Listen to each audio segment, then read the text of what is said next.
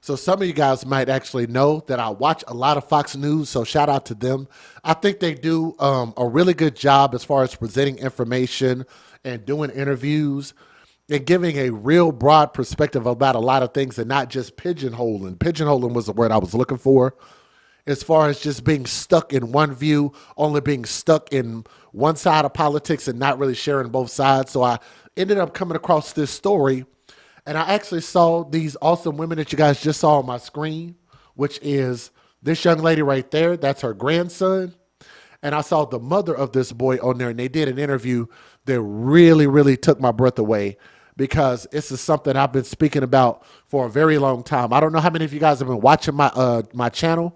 Maybe y'all can post in there. How long have you guys been subscribers of the AFC podcast? And maybe you can say in there, type in the chat, how long have you guys heard me say that maybe it's time for us to bring the troops in Chicago, right? Because the violence gets ridiculous. I have a number of videos that I've talked about the violence in Chicago, and it's just like, you know what? This is not a self-fixing situation. Somebody needs to come in there and redirect it.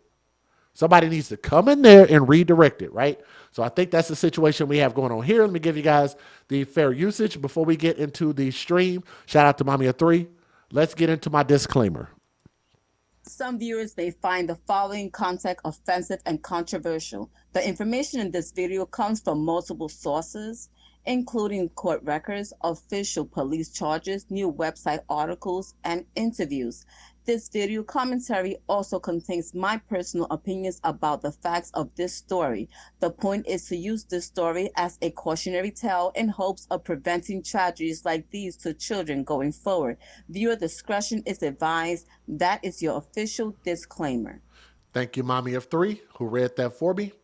So I'm getting two articles. I'm reading one from yahoo.com. So shout out to Yahoo, and then CWBchicago.com.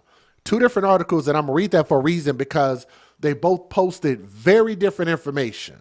So I want to make sure I get this right. If I get this wrong, they can type in the chat. In order to type in the chat, you got to be subscribed. Once you subscribe, you got to be able to type in that chat. Let me know if I get something in here wrong. But this is literally from the article, so I'm quoting this. A mother from Chicago's South Side who lost her teenage son to gun violence. I always called us thugs with guns because I hate when people refer to it as gun violence. Because I'm going to tell y'all something. Have y'all noticed every live stream that I do, every video that I post, I have my weapon sitting right here. At least one of them, one of many of, sitting right here. Do you know how many times that weapon has gotten up, jumped up, and hurt somebody or did anything or threatened somebody without the owner actually taking a hold of that tool and doing something with it? It's never done anything on its own. So I think it's weird to refer to an item, a tool, as a violent tool, right? It almost kind of be like getting drunk and then saying car violence rather than a drunk driver. Do you guys understand that? That's probably the best analogy I've made in a while. It's like a person going to go get drunk and high and then calling it car violence. You end up in an accident that takes somebody's life and you call it car violence. Don't you think that's weird? We don't do that with anything else except for guns. That sounds politically motivated. Put a pin in that. We'll come back to it. But I always call it thugs with guns. Lost her teenage son to thugs with gun violence, said the crime was worsened in the city since her childhood. It's gotten worse. The boys pulled up right behind our house. They shot him down in the alley. I mean, I was home. His brother was home. We literally found my son on the ground in the alley taking his last breath. And this is according to Marquita Sally, Salley. I hope I say her name correctly, but that's the mother. So shout out to the mom. Sally's son and this young man right here, Gregory Bernard Wilson III, was shot and killed on March 13th of 2023 in the Chatham neighborhood on the south side of Chicago, and he was only 16 years old. Another reason why this story really hits home for me because I have two children very near to this age, and I could only imagine if something happened to one of my babies, right? So it's extremely sad. It hit home. It hits home to a father that has kids that's the exact same age. Police opened a homicide investigation into Wilson's killing, according to the Chicago Sun-Times.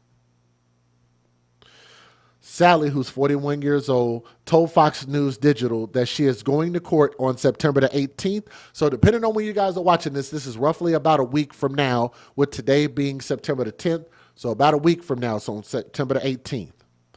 The person that did this, he is in jail, and we are not looking for him to get out ever. Sally's mother, which is the grandmother, her name, she likes to go by Gail, so I'm gonna call her Miss Gail.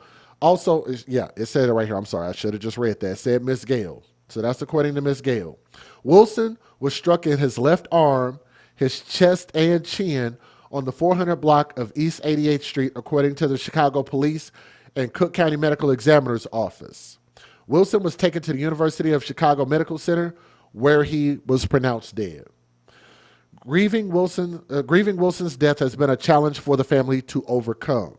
And I don't think that's something you ever overcome.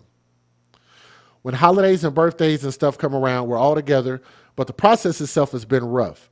Like a lot of people say, they get on TV, oh, my kid was a good kid, my kids didn't do this, my kids didn't do that.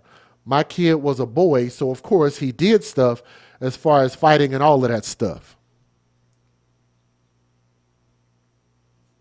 Let me say this. That right there, shout out to the mom, gives me a whole new level of respect. Because at least you're not coming here trying to fake this thing and make it seem like he was just this perfect angel, had a 4.5 GPA, and he was a choir boy. He was in church all the time, and you know what I'm saying? Like, kids are imperfect. They do imperfect things, and the fact that you can sit there and say that, I'm not saying he's a saint, but that's my baby, that's my son, and I love my kid. I can respect that so much. So let's move on.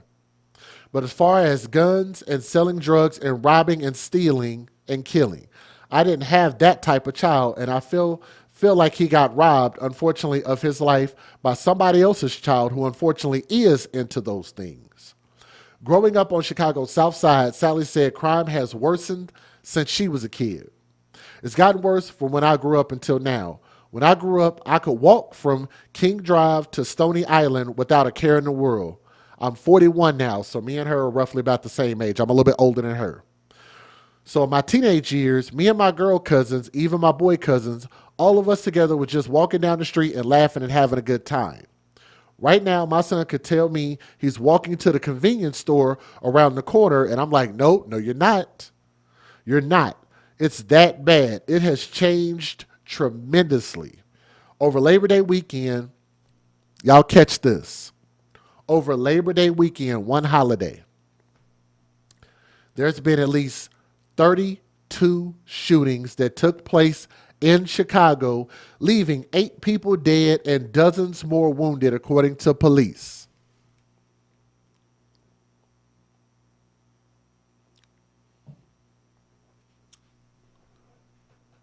I've been saying this for years. Think about how long it takes to make a human being. From the point of meeting somebody, getting to know them, getting into a relationship. You know, if that's even if you're even courting anybody, right? You get into a relationship and eventually you become sexual with that person. Eventually that woman conceives with that man, you know, which usually takes about 2 weeks roughly within that time frame. Then that woman carries that child, that precious human life, for 9 months. If everything goes right, that woman by that 9th month will go through labor, hours and hours of labor, depending on who the person is in the situation, will give birth in an unbelievably painful situation that only mothers understand, right? A mother's love is different. To give birth to a child after carrying it and having to protect it for that long. Give birth, raise it up, learn how to love it, teach it to speak, teach it to walk, teach it to feed itself and clean itself and all of that stuff, and do it for all of these years. You're talking about, buying clothes and shoes and education and sports and this and that and family members and traveling and sleeping and sickness and health and all of this stuff for 16 freaking years.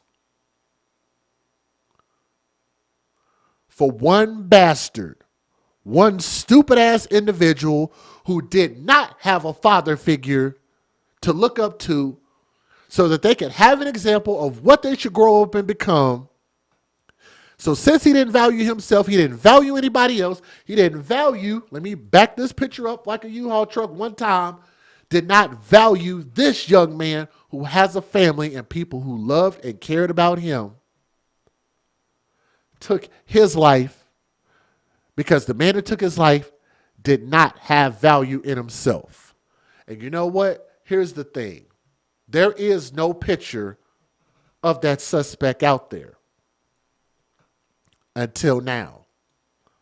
So on the AFC podcast, because this fool is currently 19 years old, I'm going to put this out there. So you guys are seeing this, who are familiar with this story, will be seeing this for the very first time. This is the thug by way of his actions, not his skin color, right? Do I need to say that again? No, I don't. Amir Stewart is the person that is currently being held and will be going through trial for the death of that young man.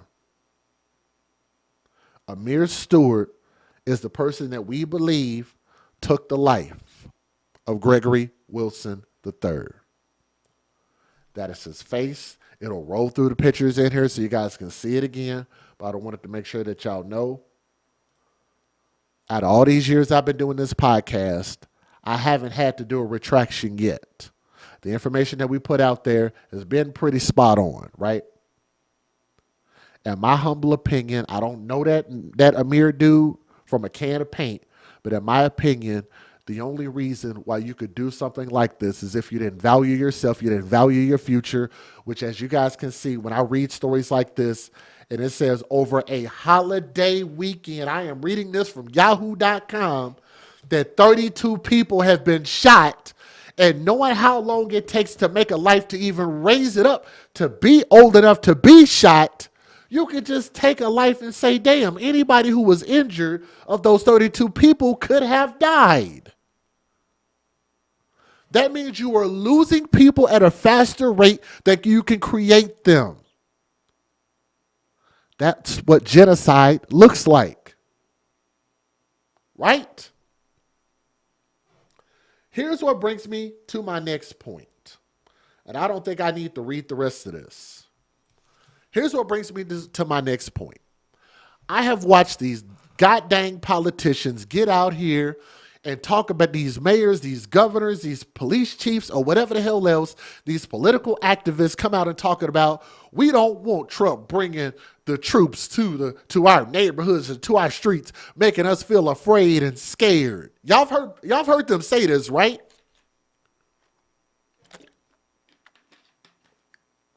They say they don't want to live their life in fear from military or the National Guard being in their neighborhoods, patrolling their streets, and tanks driving on their streets. They don't want that. That makes them feel unsafe. Not the fact that you can get effing carjacked. Not the fact that you could get stabbed on a freaking train after leaving Ukraine and coming over to this country for asylum purposes because you fear death in your own country. You come over to this MFer and then you turn around and get stabbed on a train by somebody who shouldn't have had his ass out of jail, right? For people who believe in cashless bail, the recidivism rate for people going in and out of prison, continue to keep going to prison, getting out, going to prison, getting out. You see it's a pattern that these people are not going to be fixed by continuing to just sit in there, letting them out. They haven't learned anything, right? These are the same people that when you get carjacked and you get shot in the ass, you know what they say? We're going to chalk this up as a fight or an injury or something. It's the way that they label it so that it doesn't make their crime numbers go up. But the people who live in these cities, who live in fear, live in these areas like your DCs and your South Sides of Chicago, they know that this shit ain't safe. Here's the difference. F what them politicians is talking about. Why do people keep voting for them? Why do people keep voting left? Why do people keep voting for Democrats? All I'm saying is if one side of shit that y'all are voting for is not working, why not vote for the other side? Why not give the middle a try? Why not give the right side a try? Why not try something different? You know what they say? Whenever a person continues to do the same thing over and over and over and over and over and over again, and it doesn't work, it doesn't fix anything, right? What should you do? Continue to keep going in the same pattern, the same direction? I think not. Change your thinking. The reason why I bring that up is because I humbly believe that's exactly what this family represents now. Huh? I believe that's what they represent now. And I want y'all to hear their words from their mouth. They did an interview and they are now speaking out and they're saying, you know what? We would welcome the troops. We would welcome somebody to come in and immediately affect change. They did it in D.C. and I've actually heard people in D.C. actually interview and said, I've lived here my whole life and I have never heard it this quiet, never felt it this safe. What do you have to lose? You're losing your kids. You're losing your cousins and your friends and family members and loved ones and people you went to school with by the hundreds. 32 people in one weekend is a lot. One single person would be a lot. Let alone 30 plus. That's insane.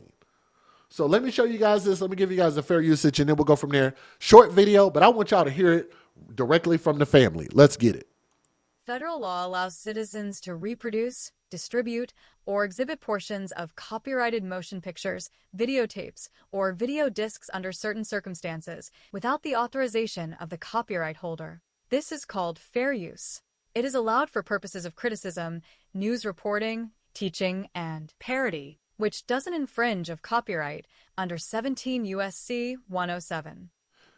Y'all would do me a favor and please hit that thumbs up. That's the best way to share this video. And we hope the stories like this can go viral because I think that their son's life mattered. You know why? And I always tell people this.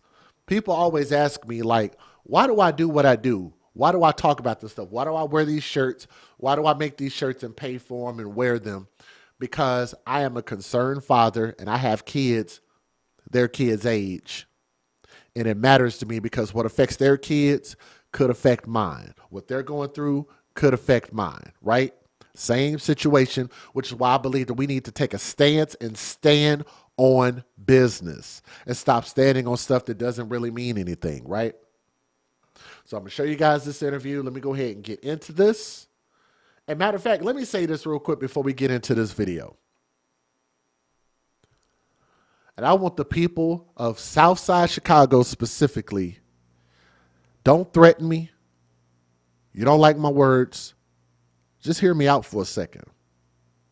Do you guys know why your elected leaders, your politicians, are telling the president, Donald Trump, our current president, that y'all don't want them to send in the troops. You don't want them coming in and interfering with what police are doing or anything like that. We don't need tanks on the ground and more guns in the street and blah, blah, blah. You know why they say that? Because guess where they're sitting at? Guess where they're laying their heads at night? They got these big, nice, cushy houses in neighborhoods that are not by yours, right? And cars that are not like yours, and homes that are not like yours, with finances that are not like yours, protection that is not like yours. Their kids don't go to your kids' schools. None of this stuff affects their kids. None of this stuff affects any of their family members. Want y'all to think about that. When y'all get up and go vote, the next time it is to vote, y'all should be voting in anything and everything.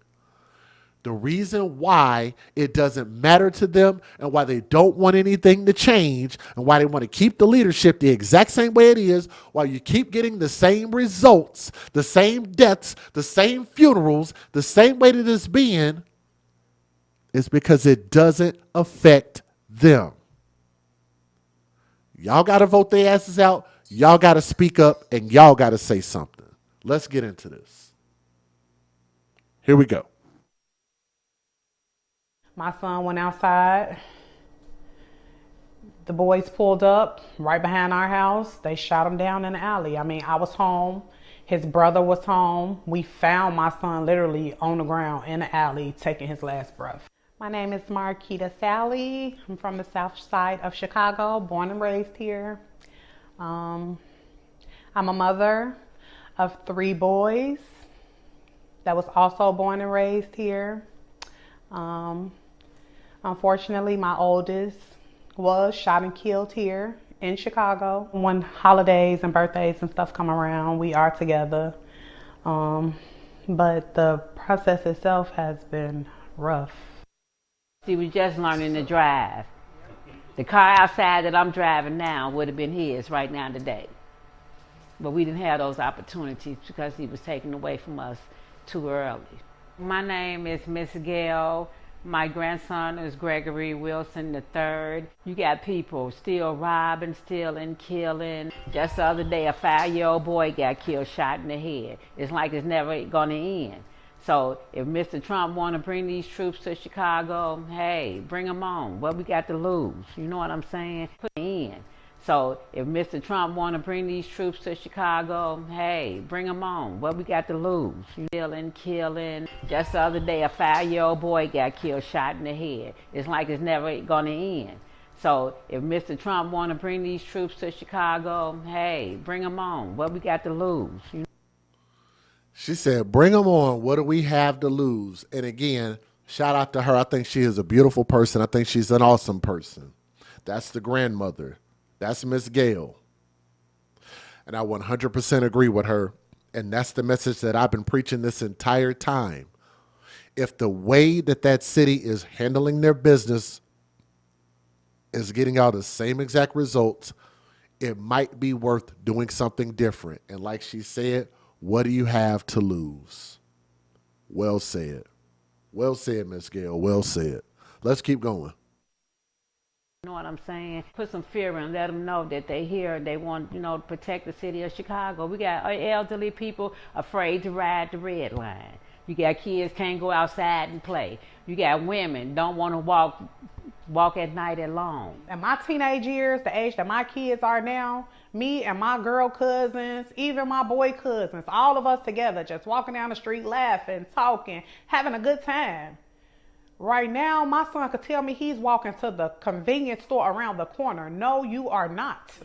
You have to be head on with your kids nowadays. You can't beat around the bush because at this point in Chicago, they life at stake. Do you think the community has been heard by like the government, the mayor, that kind of stuff? I mean, has there been any positive movement? No, I'm gonna tell you something. No, they focus. This 24/7. Everything. The migrants came here, baby. They had everything in the whole wide world they wanted. And we got homeless people here. You know what I'm saying? They just allow. How many times have y'all heard me speak on that? Your elected officials chose people from other countries, gave them the right of passage to be here when they came here illegally, and rewarded it for them, gave them gifts, gave them money cards, gave them food stamp cards, gave them housing for free. When they act like they can't house our homeless veterans, y'all don't find that crazy? People have actually fought for our country, people who have violated their own country rules and laws, and then come over here and you just say, we're going to give them the world, and that's a wonderful, great thing to do, give them all the resources. Y'all remember when I talked about that, when they emptied out the was it the red? What, it wasn't the Red Cross funding. What was it? It was not Red Cross. It was FEMA. The FEMA funding ran those funds out, providing all of this housing for people who chose to come to this country and did it the wrong way. And she's speaking about that. They said, forget y'all. And that should really scare black people. I don't know why that don't scare black people. Like, I talk to my people all the time, and I'm trying to tell them, I'm like, yo, that doesn't scare you? The fact that your own kids are now second class to these people. You don't know where they came from, what their backgrounds are, and they don't even have the same values idealistically that we do. They don't see kids as precious commodities that you need to protect and grow them up. You know what they do? A lot of them do with these kids? Whatever they want to do to them, which is why they're getting arrested for this stuff here, right? You know, they're kidnapping these kids, sex trafficking these kids, SA in these kids, RAPING in these kids, right? And those are the people they're standing up for and saying, we need to stop ICE from eradicating our country from these people, taking them out of our country. They're not taking them out in the backyard and shooting them. They're just literally taking them out and say, sir, you didn't do it right. Go back to your country, and then maybe at a later time, you could do it the right way. And we're against that. We're against ICE enforcement, which is literally just trying to protect our laws and our country and our boundaries.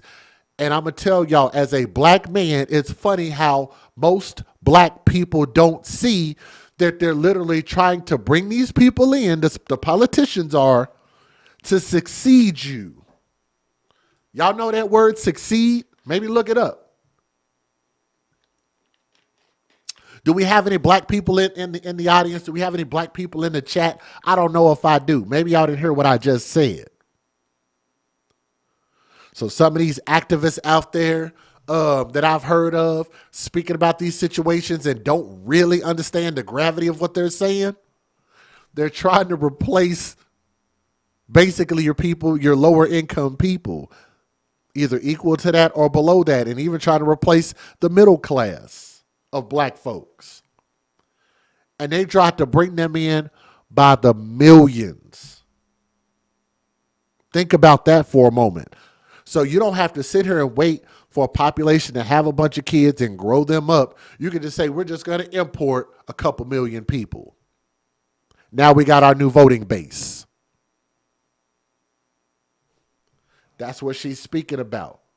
I think that's important. They literally brought these people in and forgot about them. Now, they didn't forget about them. They don't care about them. You lay outside in the street under Vitox. Y'all could help these people, but yet y'all bring people from somewhere else. A lot of people say, they get on TV, oh, my kid was this good kid. My kid didn't do this. My kid didn't do that. My kid was a boy. So, of course, he did the boy stuff as far as fighting and all of that. But as far as guns and selling drugs and robbing and stealing and killing, I didn't have that type of child. This him right here, Gregory Wilson. He was loved by all and we miss him dearly. But we are in court. The person that did this, he is in jail. And we're not looking for him to get out ever. One thing good about my grandson, he was a cereal eater. You know what I'm saying? He loved him some cereal and he played his video games, go to school and come home. It don't affect just one person in the family, the mother, the father, the grandparent. He got aunties and uncles, you know what I'm saying? Little cousin, he got cousins over there. Give you the shirt off his back, sweetheart. But they took my little baby, but... Hey everyone, I'm Emily Campagno. Catch me and my And shout out to Fox News for posting that. Let me read you guys this other article and then we'll move on from there. So I'm reading this from CWBChicago.com. They say a 17-year-old boy shot and killed a 16-year-old boy. Of course, that boy is, let me get his face back up here so y'all can see it. Uh-oh, hold on. Right here. Let me go right here. Hold on, went too far. Right there. Amir Stewart, 19 years old. Right? So he's currently 19 years old. He's an adult. 17-year-old boy shot and killed a 16-year-old boy during a gun sale in a Chicago alley last year. So I don't know if that's true or not, but that's funny how all the articles that I read didn't mention anything about this, but CBW Chicago is basically trying to say that this young man right here in the middle was trying to buy a gun. So I got to read this so y'all understand what they're trying to put on him. Whether it be true or not, I don't know. So Amir Stewart, they actually have his name right here. That's wild. Okay, great. So I'm glad I put his picture out there. Amir Stewart and Gregory Wilson, the young man that lost his life, made arrangements for Gregory to buy a gun from Stewart in an alley behind the 400 block of East 88th Street around 6 p.m. on March the 13th of 2023, according to prosecutors. A friend drove Stewart to the alley where Stewart was supposed to stash the firearm. Surveillance video showed Stewart getting out of the car and walking into the alley, police said in a detention petition. Wilson happened to be in the alley too, and Stewart shot him several times out of camera view, the petition continued. Moments later, Stewart returned to the camera range with a gun in his hand and got in the car, which left the area. The gun Stewart placed in the alley was a replica firearm, police said. No, prosecutors said. Now, according to the petition, DNA testing showed strong support that he was a major contributor to the genetic material found on the replica gun. Now, Chicago police records show CPD officers first arrested Stewart in connection with the case last summer, but prosecutors rejected murder charges at the time. Stewart was arrested in 2017 for possessing a replica firearm in the city, too, according to CPD records. Prosecutors recently signed off on the murder charge, and police arrested Stewart at his school, Thornton Fractional South High School in suburban Lansing. Judge William Fahey granted the state's detention petition. Don't know if any of that is true or not, but maybe we'll get an opportunity to speak with the family and we can kind of go from there. But again, these need to be used as cautionary tales. So not only for the surviving siblings, but for other young men out there, this could be a cautionary tale that we can actually save some lives. One of the biggest things I think that would save a lot of lives right now is bringing those troops in there, bringing the National Guard in there, and treating it exactly how they did in Washington, D.C. Shout out to our president for doing that, because that's our nation's capital, right? And he had the right to do that, but he has to get permission to do it in other places. So we'll go from there, and hopefully we can bring you guys more information about this, and maybe we can start to get some change in a place that I never thought I would see any change in my lifetime. In Chicago as a whole, but more specifically Southside Chicago. Let's just see what happens, right? You got some of these people out there making videos, some of these little thugs talking about they gonna be ready when the National Guard comes out there. Okay, all right, great. Glad you feel that way. Just know that is what these people freaking train for. It'll be interesting to see what happens. I just would like to see it just surprise, right? Surprise, sign it, be like Trump, come on in, and just overnight, just boom, they come in there and fix things right away. I'd love to see some action, and it will save a lot of lives, right? In order to protect the good lives, you got to get the bad people away from them, okay? But thank you guys so much for listening with an open mind as well as an open heart to the story. I promise you we will be doing more of an update on this at a later point, okay? Thank you.